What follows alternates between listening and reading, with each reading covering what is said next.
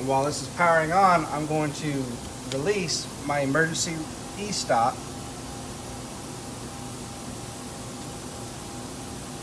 And once this is loaded, I'm going to come down here to my machine ready button, and that will actually fully power on my machine.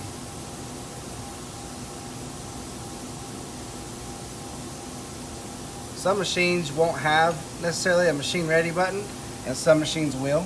So if you notice, I have my machine alarm. Let's see what it is. It's not going to give me one, so I'm going to come right up here, hit machine ready. Now that my machine is powered on, first thing I need to do is home my machine. So if I look down here, I have my reference return.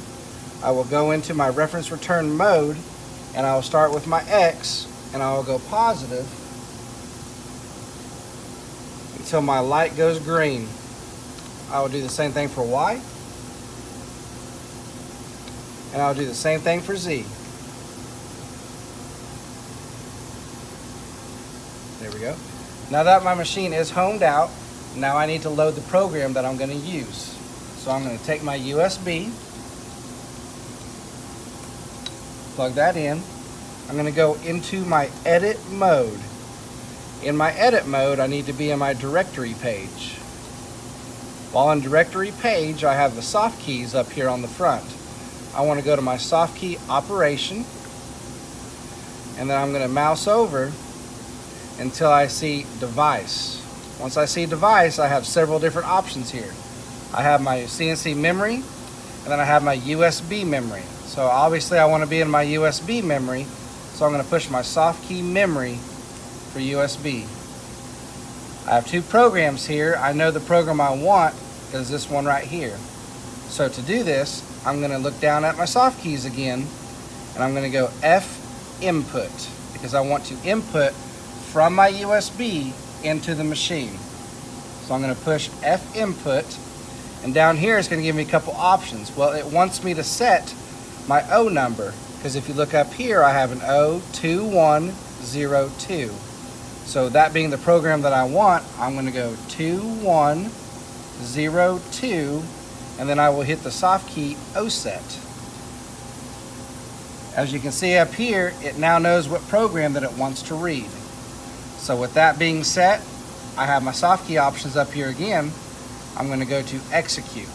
Soft key, execute, has inputted my code. So you saw the input blink there for a second. Well, what was actually happening is if I hit my program, O2102, so my program has been successfully loaded into my controller. So with that being said, I can take my USB and I can put it down here. So the first thing I got to do now is I got to go get my edge finder so that I can set my work offsets. My work offsets are very important, because that tells the machine where to go when it's running this program. So my machine, or my edge finder is in pot 10. It's tool number 10. So I'm going to go into MDI mode, and I can tell if I'm on MDI mode by looking up here on my screen. And it shows me to be in MDI, and if I look up here at the top, it will also show to be in MDI. So I will call up tool 10, T10 into block, and when tool 10 comes up, I want to do an M6, which will do my tool change. Into block insert. I will hit cycle start.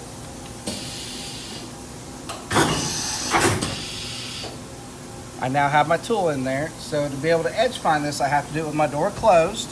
So what I'm going to do is I'm going to give it a spindle speed.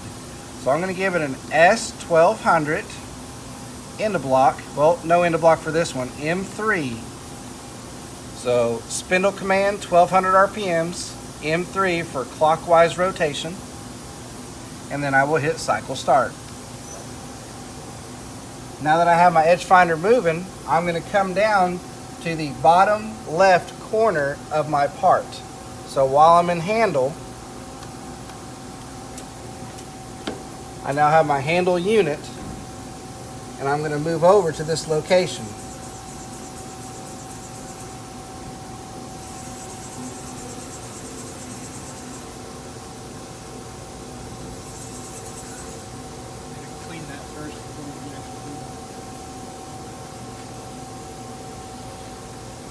So when I'm coming up to the side of my block, you notice I went over there pretty fast. Once I am close to my block, I'm going to reduce my increments down to the thousandths. And then I'm going to start coming into it until I see it move over, and then I come back over again until I just see it break over. That's how I know that my edge finder has found the edge of the part. At this point in time, I'm going to go into Z, and I'm going to raise my edge finder up out of the way. Now I'm going to put this down, and I'm going to come up to my position page. I need to know that the side of my part is 0. So to do this, I'll be in my relative page, and I will go X. See, it's blinking, and then on my soft keys, I will hit origin. So now I know, for my reference, that the side of this part is 0. This edge finder is 200 thousandths in diameter. So to get to the center of my edge finder, I have to come over 100 thousandths. I have physically come over 100 thousandths. I can see that I've come over 100 thousandths. I now know the location of my part in the X-axis. Now to tell my machine where that location is, I have to put it in my work offsets. So to get there, I will go to offsets, and then as you can see, I have several different offsets. So on my soft keys, like I said, I want to be under my work offsets. Under my work offsets, I have several different areas I can put this in. My program is working with G54 work offset. So I'm going to mouse down until I see my G54.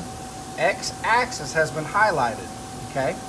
Now next thing I'm going to do is I'm going to go X0. If you notice, my screen changed here at the bottom because once I input the X, it knows I want to input a variable. So X0 from my current location, measure. Once I hit measure, that is telling my machine from home to that point in X on that part, I have moved 15 inches, 394 thousandths. So now I'm going to do the same thing in Y. So while still in handle, I'm going to move over to the front of my part.